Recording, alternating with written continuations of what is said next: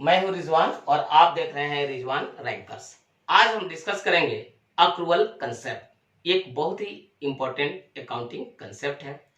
इसका मीनिंग, इसका नेचर और इसके इफेक्ट्स को हम लोग डिस्कस करेंगे।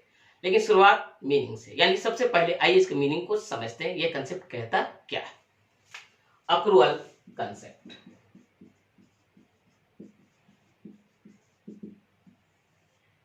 according to this concept,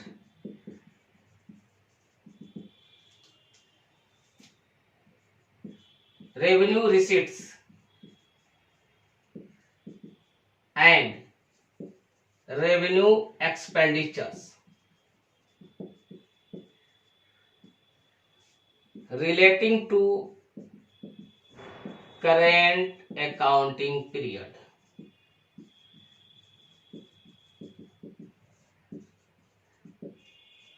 are recorded in profit and loss account irrespective of whether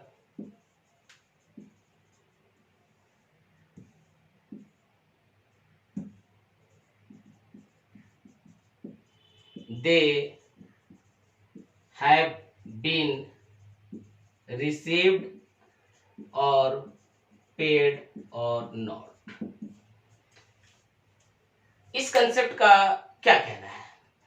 revenue receipts या revenue expenditures relating to the current accounting period, वो रेवेन्यू रिसीट्स, वो रेवेन्यू एक्सपेंडिचर्स जो करंट अकाउंटिंग पीरियड से related है, उनको profit and loss account में record कर दिया जाएगा, irrespective of whether they have been received or paid or not। ये रेवेन्यू रिसीट एक्चुअली कैश में रिसीव हुए हैं कि नहीं हुए हैं, या ये एक्सपेंडिचर एक्चुअली कैश में पे हुए हैं कि नहीं हुए हैं, ये टोटली इररिलेवेंट है। अगर राइट टू रिसीव अराइज हो चुका है या ऑब्लिगेशन टू पे अराइज हो चुका है और ये ऑब्लिगेशन और ये राइट करंट अकाउंटिंग पीरियड से रिलेटेड है, they have to be recorded in the profit and loss account according to this concept। आइए इसको हम एक एग्जांपल से समझते हैं। अगर रेवेन्यू एक्सपेंडिचर्स की बात की जाए, एम्प्लॉय को सैलरी देना है और एक किसी पर्टिकुलर ईयर का हम अकाउंटिंग कर रहे हैं, मसलन 18 और 19 का, और इस ईयर के दौरान सैलरी सिर्फ 10 महीना का पे हुआ है। ये कंसेप्ट करता है कि 10 महीना की जगह 12 महीना का सैलरी लेकर चलना पड़ेगा, जबकि फैक्ट ये है कि सैलरी पेमेंट कितने का हुआ है, 10 महीना का।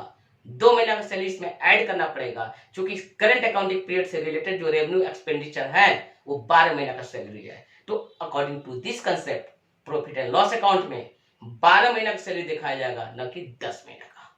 दूसरी तरफ रेवेन्यू रिसीट की बात करते हैं। अगर इन्वेस्टमेंट पे इंटरेस्ट रिसीव हो रहा है और एक्चुअल में कैश सिर्फ 8 महीना का इंटरेस्ट रिसीव हुआ है, अभी 4 महीना का इंटरेस्ट रिसीव नहीं हुआ है, तो ये कंसेप्ट कहता है कि आपको 12 महीना के इंटरेस्ट को प्रॉफिट एंड लॉस अकाउंट में दिखाना पड़ेगा, क्योंकि वो 12 महीना का इंटरेस्ट इस अकाउंटिंग पीरियड से रिलेटेड है। तो ये कंसेप्ट इस पॉइंट पर बहुत क्लियर है कि जो भी आइटम्स ऑफ रेवेन्यू रिसीट्स होंगे या रेवेन्यू एक्सपेंडिचर्स होंगे, लेकिन करंट अकाउंटिंग पीरियड से रिलेटेड होंगे, उनको प्रॉफिट एंड लॉस अकाउंट में दिखाया जाएगा, चाहे वो कैश में रिसीव हुए हैं या कैश में पेमेंट हुए हैं या नहीं हुए हैं। अब आइए हम इसका इफेक्ट्स का बात करते हैं, उसको डिस्कस करते हैं।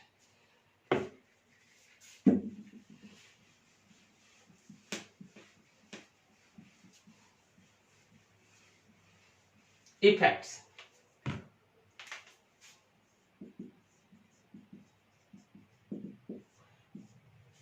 इसका पहला इफेक्ट ये होता है इस कंसेप्ट का कि both cash and credit transactions are recorded. Both cash and credit transactions are recorded. इस कंसेप्ट का पहला इफेक्ट यह है कि चाहे वो ट्रांजैक्शन कैश हो या क्रेडिट हो, दोनों को अकाउंटिंग में रिकॉर्ड किया जाएगा। Number 2,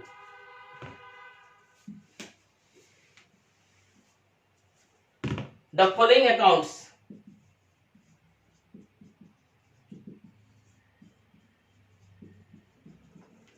are opened because of this concept. Number 1, depreciation. Outstanding expenses, prepaid expenses,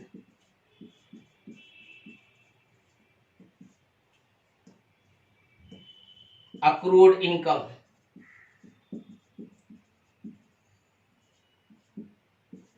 advance income. आप ये जितने भी टर्म्स देख रहे हैं, चाहे वो डिप्रिसिएशन हो, चाहे आउटस्टैंडिंग एक्सपेंसेस मतलब outstanding salary, prepaid expenses, prepaid rent, accrued income, accrued interest या advance income, all this arise because of this concept, accrual concept. अगर accrual concept नहीं होता तो ये सब टर्म्स अकाउंटिंग में दिखाई नहीं देते। Third,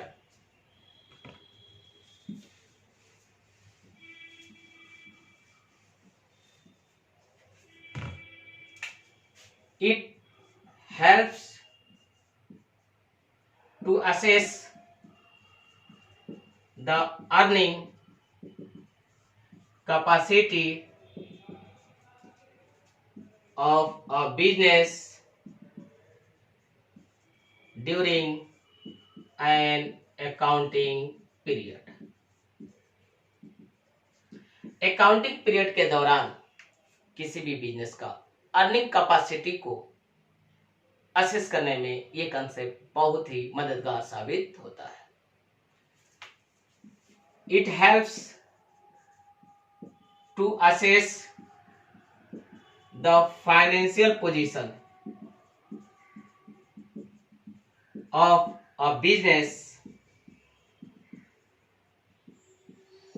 at the end of an accounting period.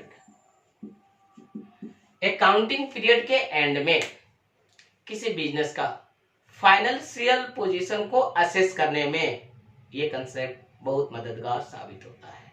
तो इस कंसेप्ट के आपने 4 इफेक्ट्स को देखा। पहला effect, both cash and credit transactions are recorded. Number 2, depreciation, outstanding expenses, prepaid expenses, accrued income, advance income. ये सब टर्म्स अगर पीएल अकाउंट में आप देखते हैं, जैसे प्रीपेड सैलरी, आउटस्टैंडिंग सैलरी या फिर अक्रूड इंटरेस्ट, ये सब टर्म्स जो है अराइज होते हैं just because of accrual concept. अगर अक्रूअल कंसेप्ट नहीं होता तो डिप्रिसिएशन या फिर प्रीपेड सैलरी या आउटस्टैंडिंग सैलरी या प्रीपेड रेंट या अक्रूड इंटरेस्ट नाम का कोई चीज नहीं होता। और थर्ड, ये कंसेप्ट किसी भी बिजनेस का एक अकाउंटिंग ईयर के दौरान अर्निंग कैपेसिटी को असेस करने में बहुत ही हेल्पफुल प्रूफ होता है और साथ साथ ये मदद करता है किसी बिजनेस का फाइनेंशियल पोजीशन को असेस करने में अकाउंटिंग ईयर के एंड में। तो फाइनली ये कंसेप्ट कहता है कि रेवेन्यू रिसीट्स हो या रेवेन्यू एक्सपेंडिचर्स हो जो करंट अकाउंटिंग पीरियड से रिलेटेड हो, उसको बुक्स ऑफ अकाउंट्स में रिकॉर्ड कर दिया जाता है। आई होप ये वीडियो आपको समझ में आया होगा और आपसे हम रिक्वेस्ट करते हैं कि प्लीज आप मेरे चैनल को सब्सक्राइब करें, लाइक करें और शेयर करें। Thank you.